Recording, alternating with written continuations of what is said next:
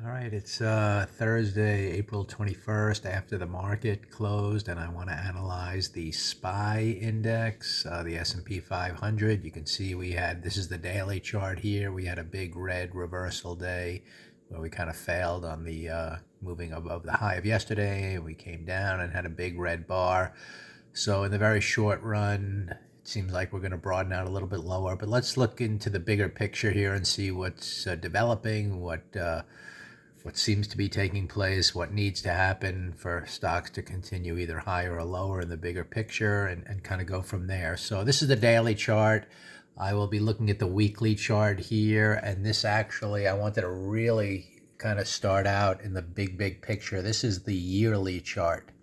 So this year so far, we're in April, we really failed just barely to go above the high of the previous year early on, and now we're coming down. So what you don't want to see is taking out what so far is the yearly low, which would equate to about the halfway point of last year.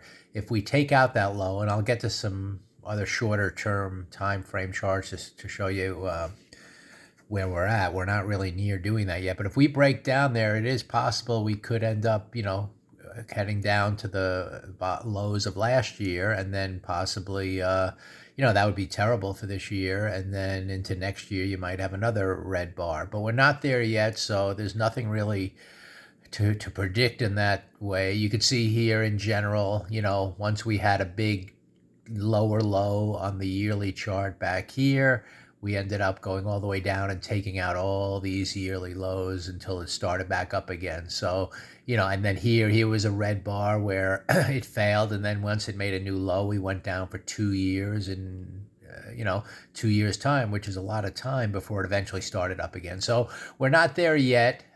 We just kind of failed a little bit going higher, but we're kind of holding the midway point. So there is an opportunity for all this to turn around. Now, if we look at the quarterly chart, let's kind of keep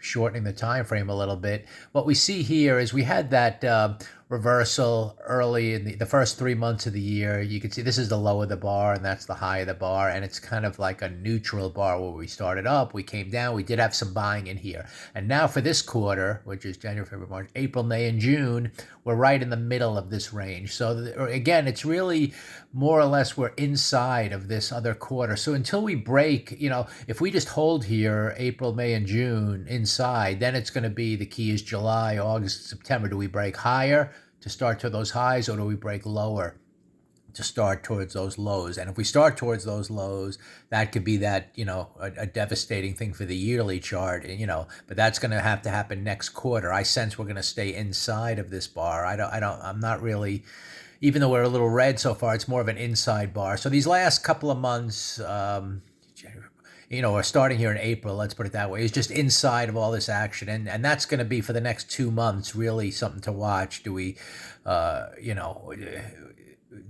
can we head higher or lower? I think we're just going to kind of have what we're having now, volatility. We're going to be heading up, heading down inside this quarterly bar. And then next, into the summer, we're going to see whether we want to break out higher or lower.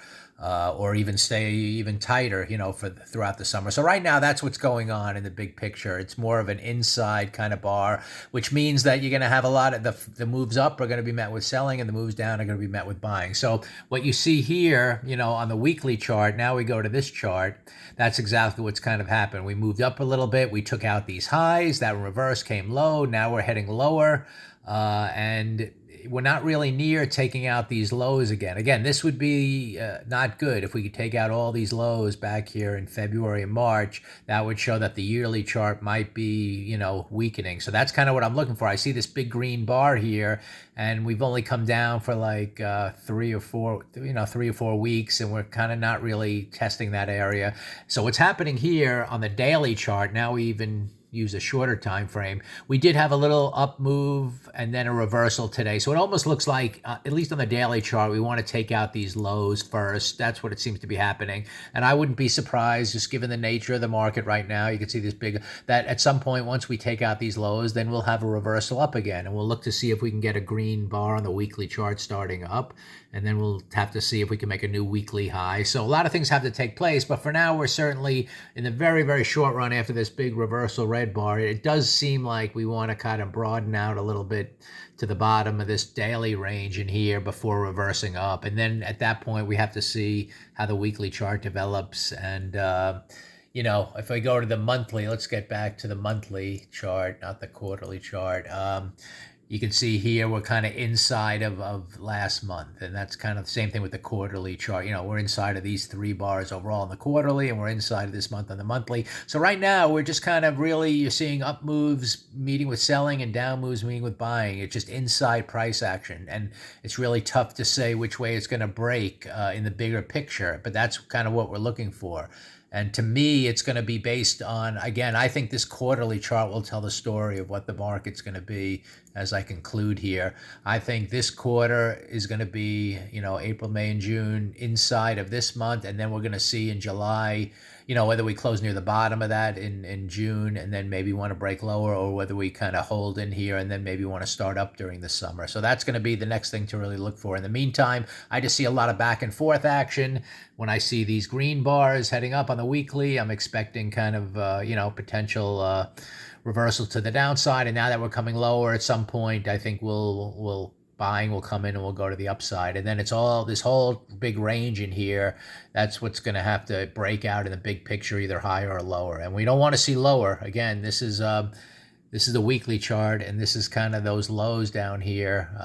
Once that breaks, that could set a yearly chart, in bad shape. So that's kind of what I'm really watching for. If we head down, I really would like to see it met with buying and heading up. And there are signs that that's going to happen because if you look at the weekly chart here, there's a lot of buying that came in near the lows. And if we look at even the monthly chart, the potential good news is that for these 2 months, we came down, we met buying in here. So they're not big, strong red bars, but they're kind of, it's kind of a key area that you want to see hold. So that's it, kind of big trading range type action right now. I think we might stay that way for through this quarter. And then it's going to be more into the summer where I think you're really going to get a feel whether we're breaking down for the year or starting up higher, into the second half of the year.